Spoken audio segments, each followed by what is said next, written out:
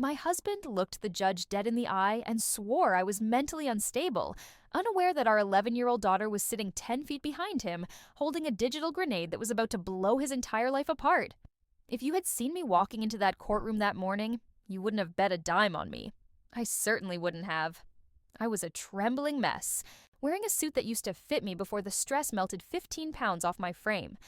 I could smell Mark's cologne from across the table. That expensive, spicy scent that used to make me feel safe, but now just made my stomach turn. He looked impeccable, cool, calm, the picture of a concerned father dealing with a hysterical ex-wife. He had the expensive lawyer, the polished narrative, and the confident smirk of a man who knows he's already won. I had nothing. I had a public defender who didn't remember my name half the time, a bank account that had been drained dry, and a reputation that Mark had systematically shredded for the last 2 years. I sat there, gripping the edge of the wooden table until my knuckles turned white, listening to him describe me as a monster. He told the court I was negligent. He claimed our daughter, Lily, was traumatized by my erratic behavior. He said I was unfit. And the terrifying part was that he was so convincing, I almost started believing him myself. I looked back at Lily, sitting on the hard bench in the gallery. She looked so small. She was clutching that old, cracked tablet she refused to throw away, hugging it against her chest like a shield. I thought she was just scared. I didn't know she was guarding the only weapon we had left. I didn't know that inside that shattered screen lay the evidence that would not only give me full custody in the house, but would send Mark to prison for 18 months.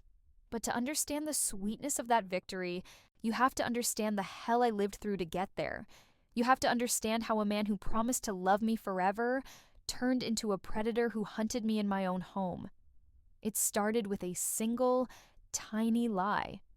And I'm going to tell you exactly how it ended. If you looked at our Christmas cards from 3 years ago, you would have hated us. We were that family. Mark, the charming, successful real estate agent with the $1 million smile. Me, the dedicated teacher with the homemade cookies. And Lily, our beautiful, bright daughter standing between us. We looked unbreakable, but looking back at those photos now, I can see it. I can see the way his hand was gripping my shoulder just a little too hard, a possession rather than an embrace. I can see the shadow in my eyes that I was already trying to hide with concealer. The change didn't happen overnight. It wasn't an explosion. It was an erosion. It started with the subtle digs, the kind that are wrapped in concern so you look crazy if you get offended. He would come home late, smelling of luxury open houses and expensive scotch, and look at the dinner I'd prepared. He wouldn't say it was bad. He would just sigh, push the plate away, and ask if I was feeling okay because I looked tired and overwhelmed lately. He started planting this narrative that I was fragile, that the stress of teaching 4th grade was making me unstable. The real crack, the one that finally woke me up, happened on a Tuesday evening. I had come home exhausted. It was grading season, and I was buried under a mountain of math tests. The house was a little messy, not dirty, just lived in. There were a few dishes in the sink, a basket of laundry on the sofa, normal stuff. But when Mark walked in, he didn't see a home. He acted like he had walked into a crime scene. He didn't yell. That was the scary part. The old Mark might have argued. This new Mark just looked at me with this chilling, pitying disappointment. He pulled out his phone. I remember the cold light of the screen reflecting in his eyes. He started taking pictures. He snapped a photo of the dishes. He snapped a photo of the laundry. He even took a picture of a glass of wine I had poured for myself but hadn't even touched yet. When I asked him what the hell he was doing, he just shook his head and said he was keeping track for my own good, so I could see how bad things were getting. He told me that Lily was suffering because of my chaos. He said our daughter was embarrassed to bring friends over because her mother couldn't keep a clean house. It was a lie. Lily had friends over all the time. But the way he said it, with such calm authority, made my chest tighten. Then came the bribe.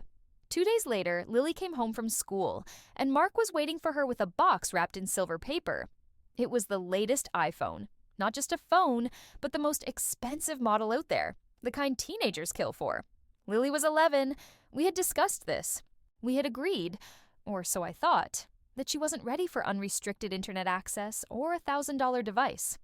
I watched her face light up, that pure, innocent joy of a child getting a treasure, and I felt sick. I tried to intervene. I tried to remind him of our rule. Mark didn't even look at me.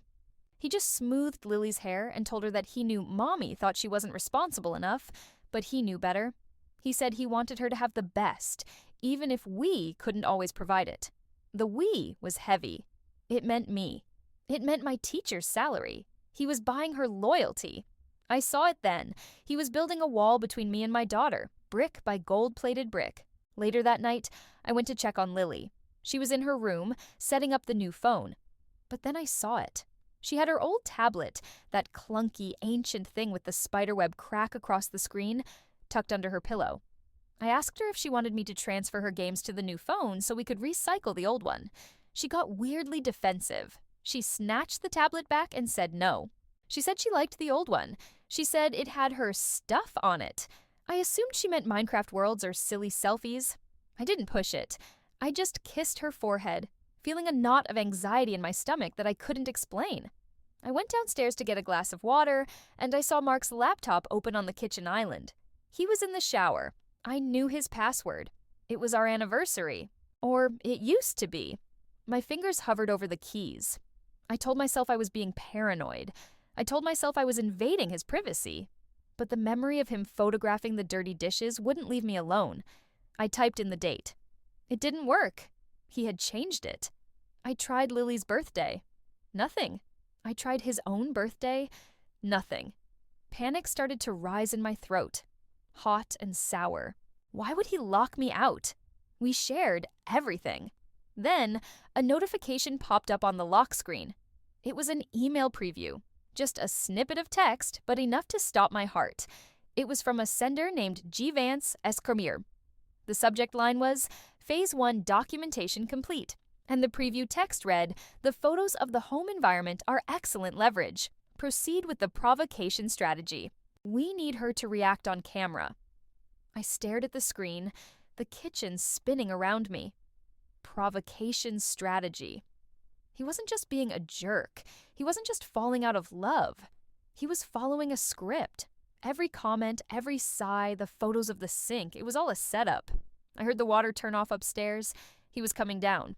I backed away from the laptop, my heart hammering against my ribs like a trapped bird. I realized with terrifying clarity that the man sleeping in my bed wasn't my husband anymore. He was an enemy combatant, and I was already losing a war I didn't even know had started.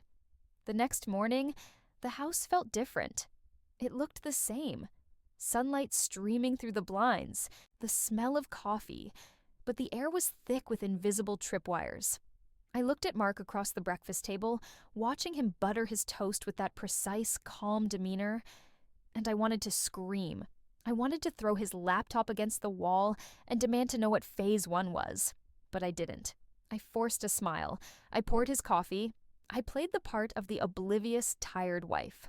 Because if I reacted, if I screamed, I would just be giving him exactly what that email said he wanted. A reaction. I needed to know what I was up against, but I was flying blind. Mark left for the office, whistling. As soon as his car turned the corner, I sprang into action. I felt like a criminal in my own home. I went straight to the filing cabinet in his home office. Locked. Of course it was locked. It never used to be. I ran to the bank. I needed to see our accounts. If he was hiring lawyers, he was spending money. I sat in the little cubicle with the bank manager, a woman I'd known for years. I asked for the statements for our joint savings and the investment account my parents had helped us start. She clicked her mouse, frowned, clicked again. Then she looked at me with an expression that made my blood run cold. She told me she couldn't access them. She said my name had been removed as an authorized signer 3 weeks ago. 3 weeks. He had been planning this while I was grading papers and making his dinner. I walked out of the bank into the bright sunshine, feeling like I was dissolving. He had cut off my access. I had my checking account for my salary, but that was it. The nest egg, the emergency fund, gone. Or rather, hidden. I drove home, gripping the steering wheel, tears streaming down my face. I needed to talk to someone, but who? Mark was the charismatic one. He was the one everyone loved. If I told our friends Mark is framing me, they'd look at me with that same pitying look he did. Poor Kendra. She's finally snapped. 2 days later, the provocation strategy escalated. I woke up with a migraine, not just a headache, but one of those blinding, crippling migraines that make you vomit if you see light. I called in sick to school. I was lying in bed, an ice pack on my eyes, when I heard the front door open downstairs. It was 2:00 p.m. Mark wasn't supposed to be home, and he wasn't alone. I heard a woman's voice, professional, crisp. I tried to get up, but the room spun. I wrapped my robe around me and stumbled to the top of the stairs. Mark was in the living room with a woman I didn't know. She was holding a clipboard. Mark looked up and saw me, disheveled, pale, squinting against the light, probably looking like a junkie. He didn't ask if I was okay. He turned to the woman and said, in a low, sad voice, that this was typical. He said I spent most days in bed, incapacitated by my moods, while the house fell apart. The woman nodded and started writing on her clipboard. I rushed down, my voice slurring from the pain. I asked who she was. Mark introduced her as a parenting consultant. He said he hired her to help us optimize our home environment since I was struggling so much. It was a trap. A perfect, cruel trap. He knew I had migraines. He probably triggered this one by hiding my medication. I had looked for my pills that morning and couldn't find them. Now, here was this expert witnessing me in my worst state, while Mark played the saintly, long-suffering husband. The woman walked into the kitchen. I had left breakfast dishes there because I was in pain. She clicked her pen. She took a note. She took a photo with her phone. I wanted to scream at her to get out, but I remembered the email. Proceed with the provocation strategy. So I bit my lip until it tasted like copper. I forced myself to stand up straight. I told her, as calmly as I could, that I had a migraine and would appreciate if they rescheduled. Mark looked disappointed. He wanted a scene. He wanted me to throw a plate. When I didn't, he ushered the woman out, apologizing for my hostility. When he came back in, he didn't even look at me. He just went to the garage. I waited 5 minutes. Then I crept to the door connecting the kitchen to the garage.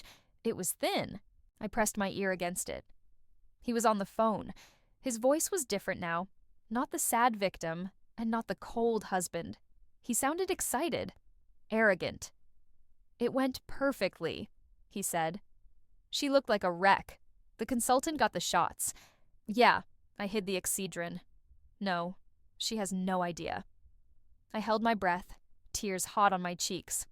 Don't worry, babe, he continued. Once I get full custody, the child support stops. I'll strip her of everything. The house, the kid, the reputation. She'll be lucky if she can get a job at a checkout counter when I'm done. Then you and I can finally stop sneaking around. He laughed. It was a dark, ugly sound. And Harper? She'll get over it. Kids are resilient. I'll buy her a pony or something. I slid down to the floor, my hand over my mouth to stifle a sob. It wasn't just a divorce. It wasn't just about money. He had a mistress. He was gaslighting me to steal my daughter, and he was intentionally causing me physical pain to win a legal battle. I sat on the cold linoleum, the truth settling over me like a heavy blanket. The sadness evaporated. The fear vanished. What replaced it was a cold, hard rage. I looked up at the ceiling, towards Lily's room. He thought I was weak. He thought I was stupid. He was right about one thing. I was a mother, and he had just threatened my cub. I stood up. My headache was still there, but I didn't feel it anymore. I needed evidence. I needed to know who Babe was. I needed to find out where he was hiding the money. And then I remembered Lily's tablet. The one she wouldn't let me touch. The one she hid under her pillow. Why was she guarding it so closely? Was she hiding something from me? Or was she hiding something from him? I waited until Mark left for his golf trip the following Saturday. He wasn't playing golf. I knew that because his clubs were still in the back of the garage, hidden behind the lawnmower. He had left with an overnight bag and that smug look of a man who thinks he has the world on a string. As soon as his car pulled out of the driveway, the clock started ticking. I had 24 hours to find the smoking gun. I didn't go for the tablet yet. Lily was at a sleepover, and she had taken the device with her. That old iPad was glued to her. I decided to tackle the one room in the house that had been off limits to me for months, Mark's home office. He had installed a keypad lock on the door last year, claiming it was for client confidentiality. I used to believe him. Now, I knew it was a vault of secrets, but Mark was arrogant. He assumed I was too emotionally fragile to figure out a 4-digit code. He used the year he graduated college. I typed it in, and the light turned green. The room smelled like him, stale coffee and ambition. I didn't waste time. I went straight for the physical files. Men like Mark love paper. It makes them feel important. I rifled through the drawers, my heart pounding so hard I could hear it in my ears. Tax returns, client contracts, boring stuff. Then, I found a thick red folder tucked at the very back of the bottom drawer, underneath a stack of old magazines. It wasn't labeled divorce. It was labeled New Build, LLC.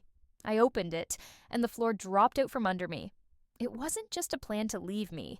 It was a blueprint for my annihilation. I found incorporation papers for a company called Sunrise Holdings, formed 18 months ago. The partners listed, Mark Hayes and a woman named Shelley Vance. Shelley Vance, his competitor at a rival agency. The woman he constantly complained about over dinner, calling her a shark and a cutthroat. Turns out they weren't rivals, they were partners, and they were lovers.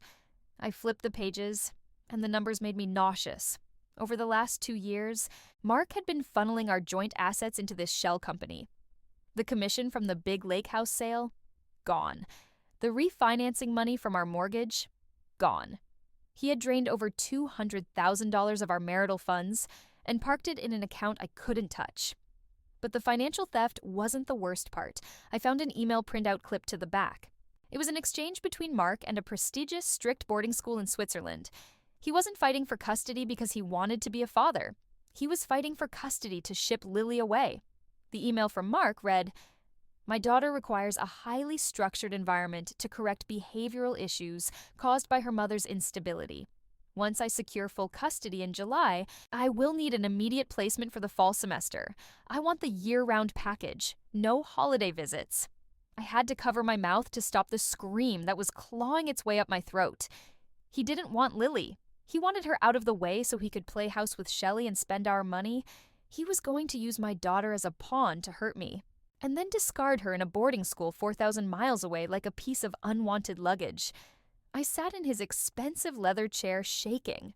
I looked at the date on the email. It was sent the day after he bought her that iPhone. He was buying her silence while plotting her exile. I took photos of everything with my phone. The bank transfers, the LLC papers, the boarding school application.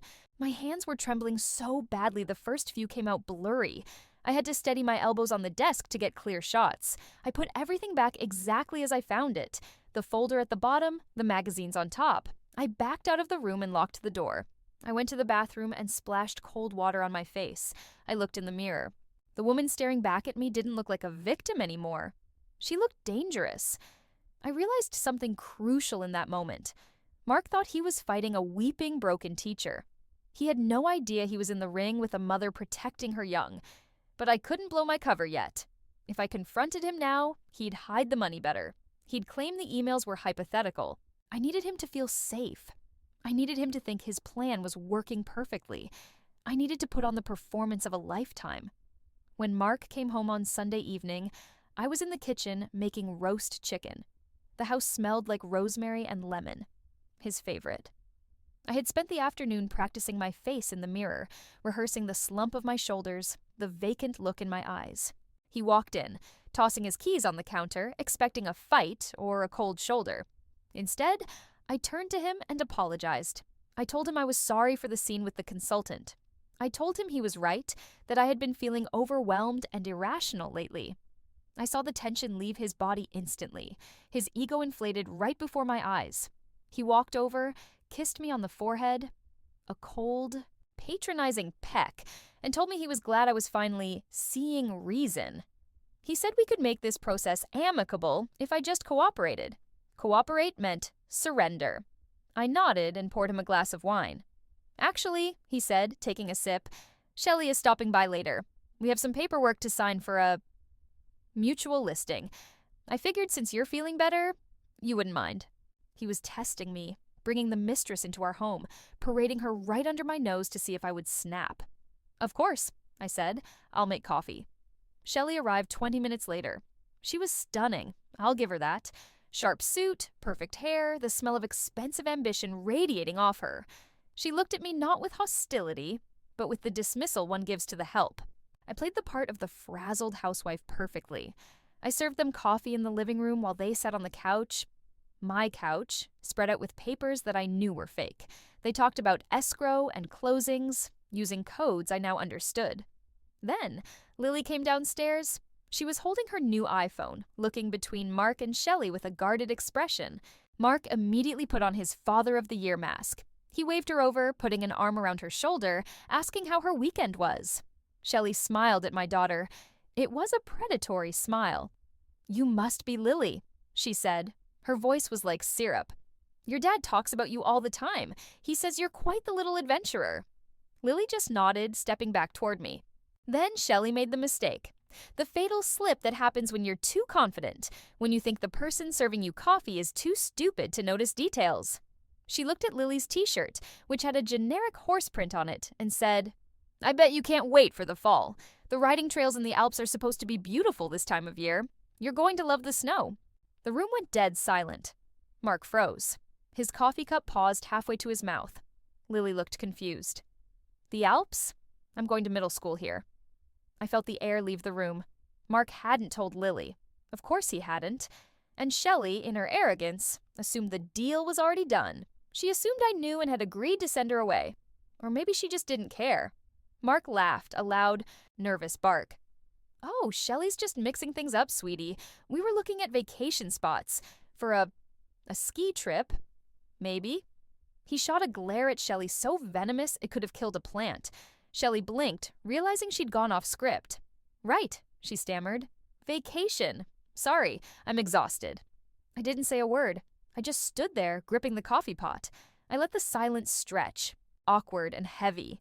"Wow," I said finally, keeping my voice light and airy. "A ski trip to the Alps? That sounds expensive, Mark. I didn't think we had the budget for that right now." Mark turned to me, his eyes hard. "It's just talk, Kendra. Don't start obsessing." "I'm not," I said, retreating to the kitchen. "I think it sounds wonderful." I leaned against the kitchen counter, out of their sight. My heart was hammering, but a cold smile touched my lips. Shelley had just confirmed the boarding school plot. She had confirmed the timeline. The fall. And she had confirmed that Mark was lying to Lily's face. But more importantly, I saw the look on Lily's face when Shelley mentioned the Alps. It wasn't excitement, it was terror. Lily didn't want to go anywhere.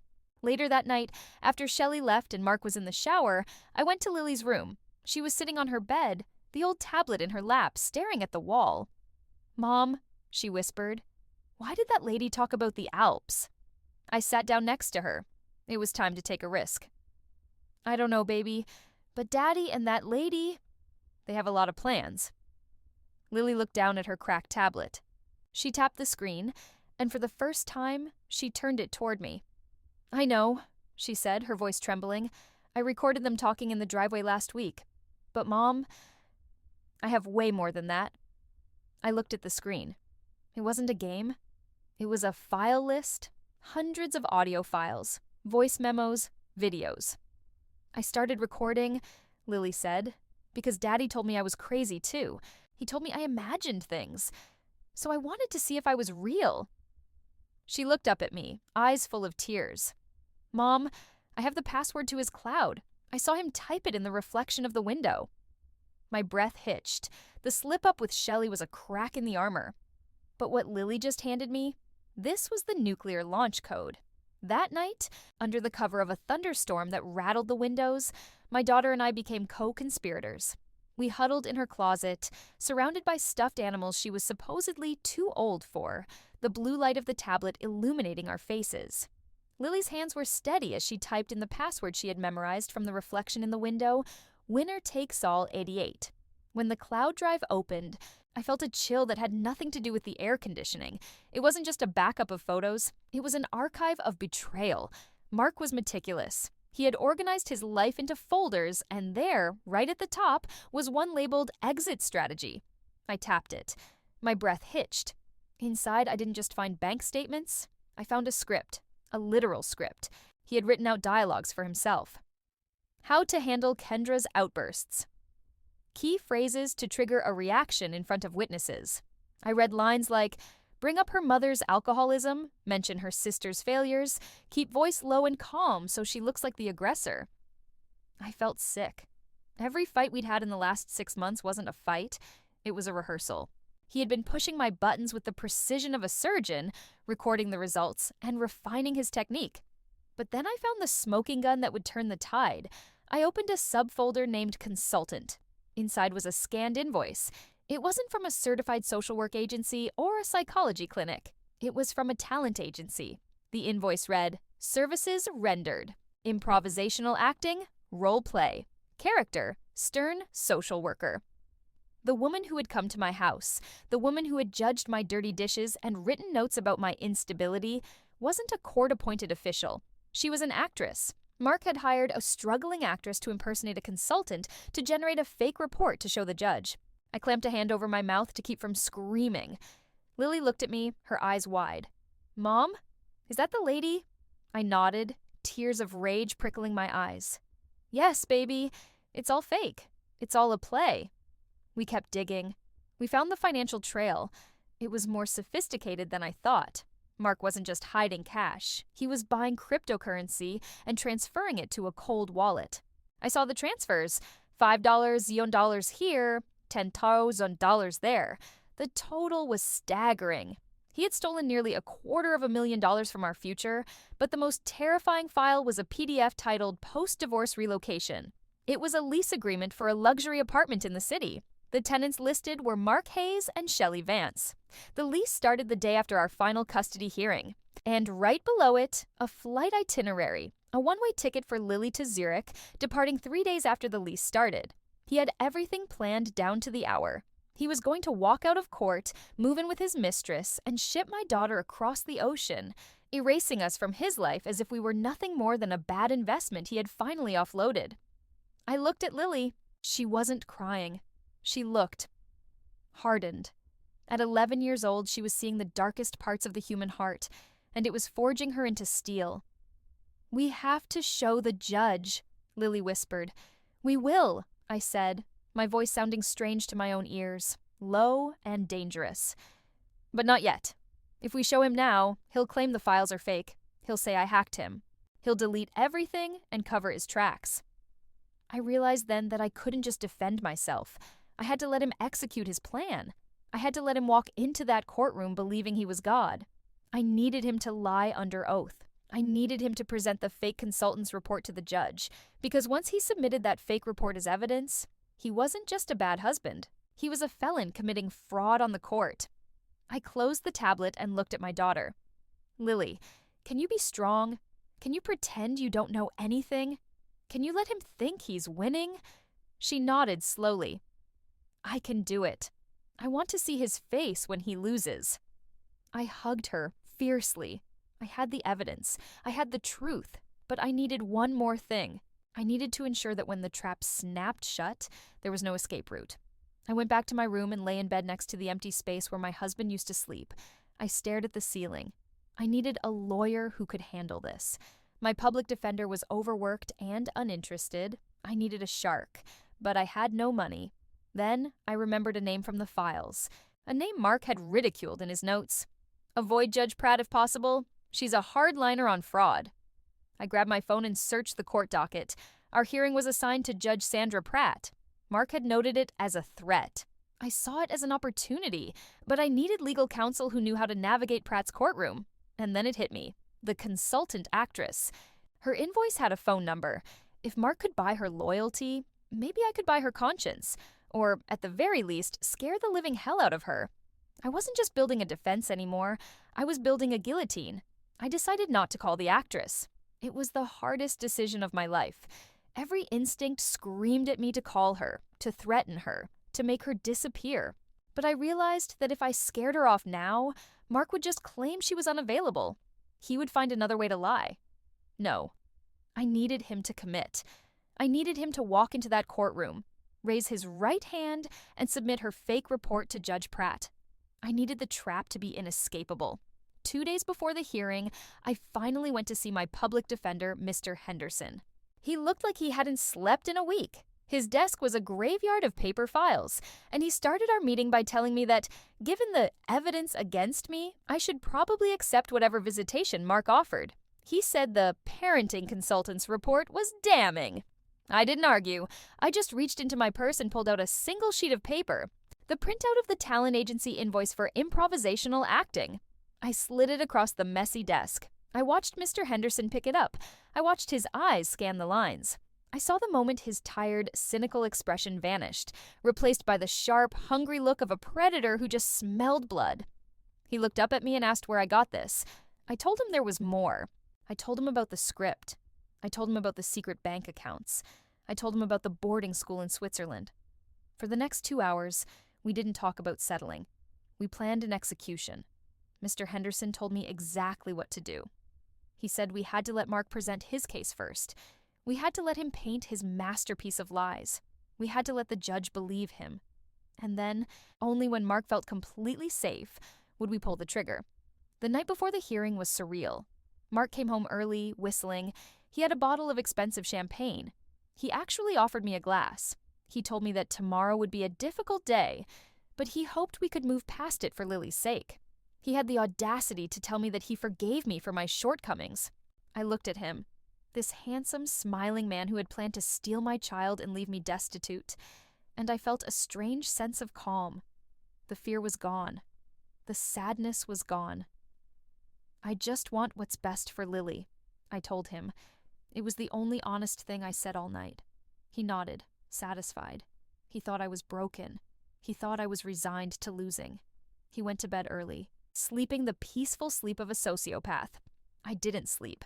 I sat in Lily's room one last time. We didn't turn on the lights. We sat on the floor, and I double-checked the files on her tablet. The audio clips were cued, the video was ready, the screenshots were organized by date. Lily looked at me, her face illuminated by the street lamp outside. She looked older than she should. This year had stolen her childhood, but it had given her something else. A spine of steel. "Are you scared, Mom?" she whispered. "No," I lied. "Are you?" "A little," she admitted. "But I hate him for what he said about you. I want everyone to hear it." I kissed the top of her head. "They will, baby. They will." The morning of the hearing, the sky was a bruised purple. I dressed in my most conservative suit, navy blue, simple. Mark wore his lucky gray custom suit. He looked like a senator. He looked like a winner. In the car, he didn't speak to me. He was texting Shelley. I knew because I could see the reflection in his sunglasses. When we arrived at the courthouse, the air felt heavy. We walked through the metal detectors, the beep, beep, beep sounding like a countdown. Mark's high-priced lawyer met us in the hallway, shaking Mark's hand, ignoring me completely. I saw them exchange a look that said, "This will be over by lunch." I walked over to Mr. Henderson. He was wearing a fresh tie. He gave me a barely perceptible nod. We entered the courtroom. It was cold and smelled of floor wax and old wood. Judge Pratt was already on the bench looking through files. She had a reputation for being tough, for hating drama. Mark was counting on that. He was counting on her seeing a hysterical woman and a stable man and making the quick, logical choice. I took my seat. My hands were trembling, not from fear, but from the adrenaline coursing through my veins.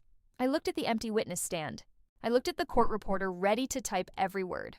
Mark leaned over to me just before the bailiff called for order. He whispered that I should just let the lawyer handle things and try not to embarrass myself. He said he'd already packed Lily's bag for the weekend. I looked him in the eye. I didn't blink. I didn't look away. "You're right, Mark," I whispered back. "Everything is going to change today." The bailiff's voice boomed through the room. "All rise." I stood up.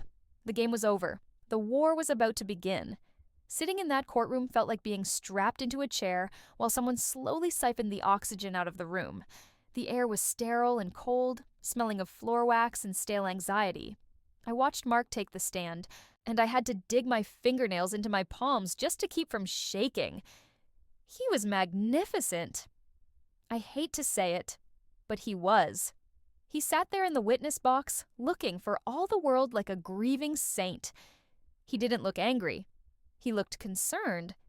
He told the court that he loved me, that he had tried everything to help me, but that my declining mental state had made the home unsafe for our daughter. Then came the evidence. My heart hammered against my ribs as his lawyer projected the photos onto the screen. There was my kitchen, looking chaotic and dirty. There was a video of me crying in the bathroom, edited to remove his screaming that had caused the tears, so I just looked like I was having a manic episode. Mark described these moments with a heavy sigh, telling Judge Pratt that he was terrified for Lily's safety. But the nail in the coffin was the report. Mark's lawyer handed a thick document to the judge. It was the assessment from the parenting consultant. The actress. I held my breath. This was the moment. If he submitted it, there was no going back. Mark testified that the consultant was an independent expert he had hired to provide an unbiased view. He lied under oath, his voice steady, his eyes clear. He described her findings regarding my negligence.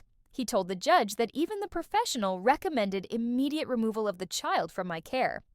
Judge Pratt put on her glasses and read the report. She frowned. She looked over the top of her spectacles at me, and her expression was severe. In that moment, I felt the crushing weight of the system. I saw how easy it was for a man with money and charm to rewrite reality. If I didn't have that tablet, if I didn't have Lily, I would be losing my child right now. I would be walking out of here a broken woman, and no one would ever believe me. The fear was visceral. It was a cold stone in my gut. What if the technology failed? What if the judge refused to hear us? What if Mark talked his way out of this too? Mark stepped down from the stand. As he walked past our table, he paused. He didn't look at me. He looked at his lawyer and gave a tiny, almost imperceptible wink. It was a victory lap. He thought it was over. He thought he had buried me. The judge turned to my lawyer.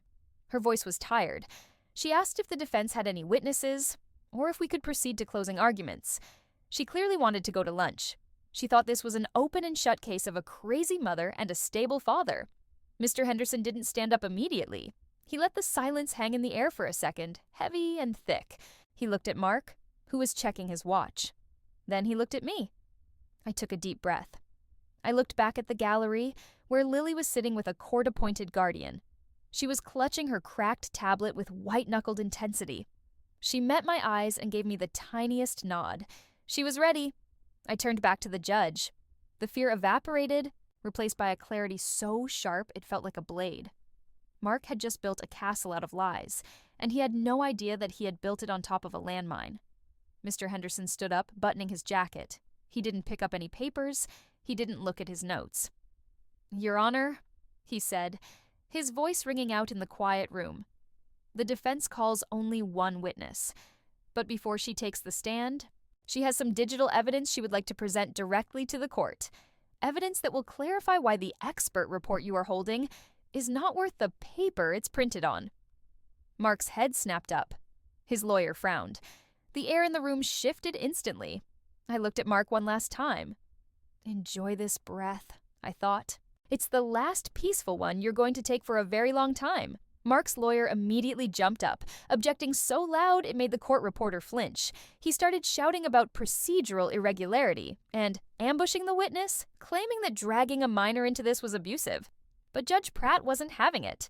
She looked at Mark's lawyer, then at Lily, who was standing small but resolute by the gate, clutching that battered tablet. The judge lowered her glasses and said quite simply that in a custody hearing, the voice of the child is paramount. She waved Lily forward. I watched my daughter walk to the witness stand. She didn't look at her father. She walked right past him like he was a piece of furniture. A bailiff helped her connect the headphone jack of her old tablet into the courtroom's audio system. There was a sharp screech of feedback, then a hum. Mark looked nervous now. He was shifting in his seat, his concerned father mask slipping just enough to reveal the sweat on his upper lip. He leaned over to his lawyer and whispered something frantic. Then Lily pressed play. The voice that boomed through the courtroom speakers wasn't the calm, articulate man who had just testified. It was a monster. It was a recording from 3 months ago, taken in our kitchen. You could hear the clattering of dishes, and then Mark's voice, distorted by rage but unmistakable. He was screaming at me. He was calling me a useless drain on his finances. He was mocking my career. But the worst part was what he said about Lily. On the recording, he shouted that he was sick of pretending to care about that whiny brat and couldn't wait until he could ship her off and be done with it. The heir left the room. The court reporter stopped typing. Judge Pratt stared at the speaker system, her mouth a grim line. Mark turned ghost white. He tried to stand up, stammering that it was taken out of context, that he was just venting. But Lily didn't stop. She tapped the screen again. The next file was the conversation with Shelley, recorded in the driveway. The audio was crystal clear. The courtroom heard Mark bragging about the Sunrise Holdings shell company. They heard him laughing about hiding the commission checks. They heard Shelley asking if he was sure the judge would buy the instability story, and Mark replying, arrogant and clear, that he had paid the actress enough to write whatever report they needed. The actress? Those two words hung in the air like smoke. Mark's lawyer actually put his head in his hands. He knew. In that second, he knew he was representing a man who had just committed perjury and fraud. He moved his chair slightly away from Mark, a subtle physical distance that screamed, "I am not going down with you." But the final blow was the video. Lily played a clip she had taken through the crack in the door of his home office. It showed Mark on the phone with the Swiss boarding school. It showed him confirming the enrollment date, 3 days after the custody order was signed. It showed him laughing as he said, "Don't worry about the mother. She'll be too broke to fight it once I strip the assets." The silence that followed was heavy, suffocating, and absolute. Mark was frozen. He looked like a statue of a man who realized the ground had just opened up beneath him. He looked at Judge Pratt, and for the first time, I saw true terror in his eyes. Judge Pratt didn't look at the lawyers. She looked directly at Mark. Her expression was terrifyingly calm. She asked him, in a voice that was barely a whisper, but carried to the back of the room, if he had hired an actor to impersonate a court-appointed consultant. Mark tried to speak. He opened his mouth, but no sound came out. He looked at his lawyer for help, but the lawyer was staring at the ceiling, refusing to make eye contact. I can explain," Mark finally croaked. "You will," Judge Pratt said, and her voice turned to steel. "But not to me. You'll explain it to the district attorney." She turned to the bailiff and ordered him to secure the doors.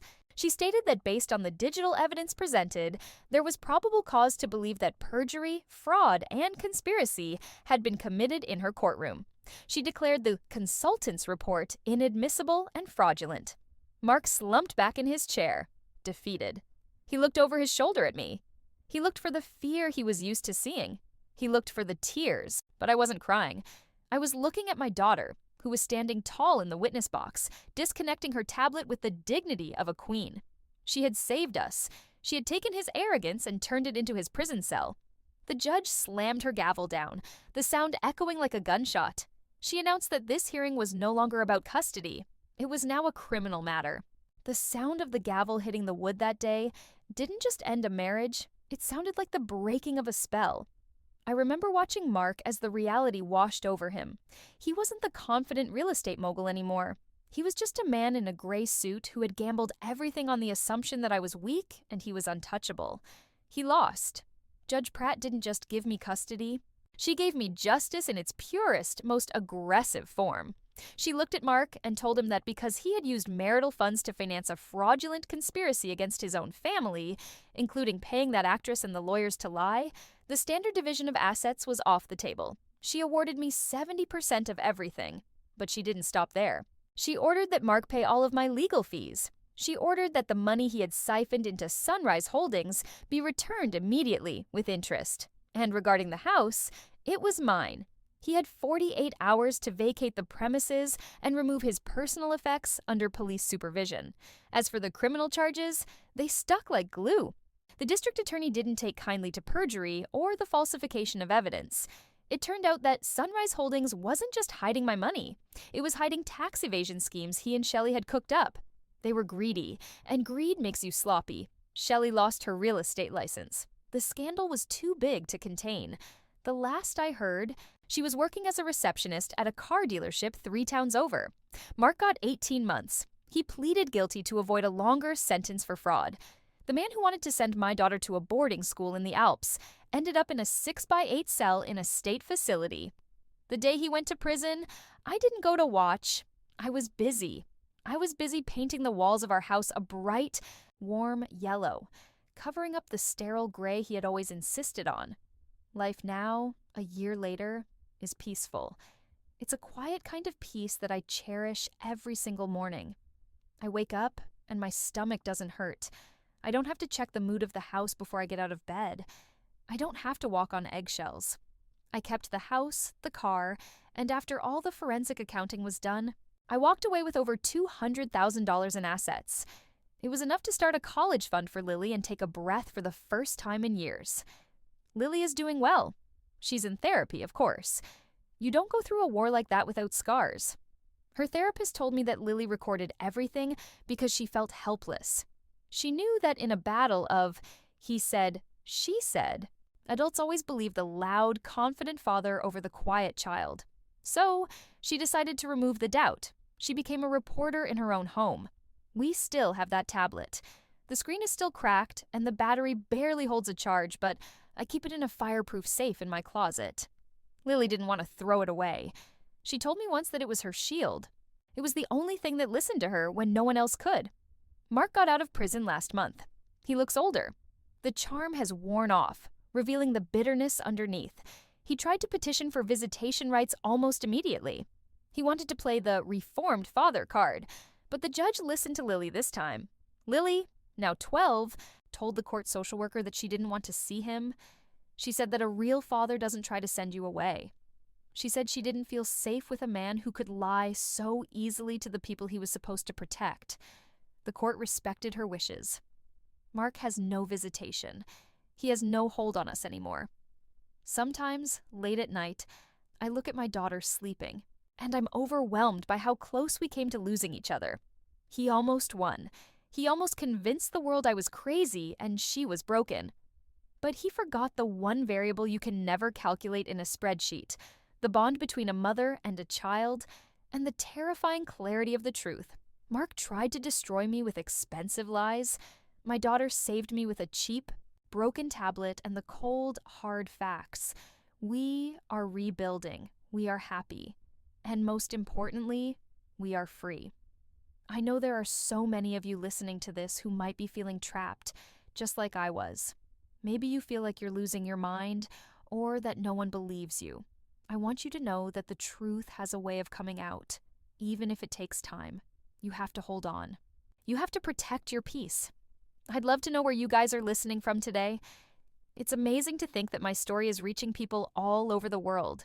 Drop your city in the comments below. I read every single one. And if you want to hear more stories about justice being served and women finding their strength, please hit that subscribe button. We're in this together. Until next time,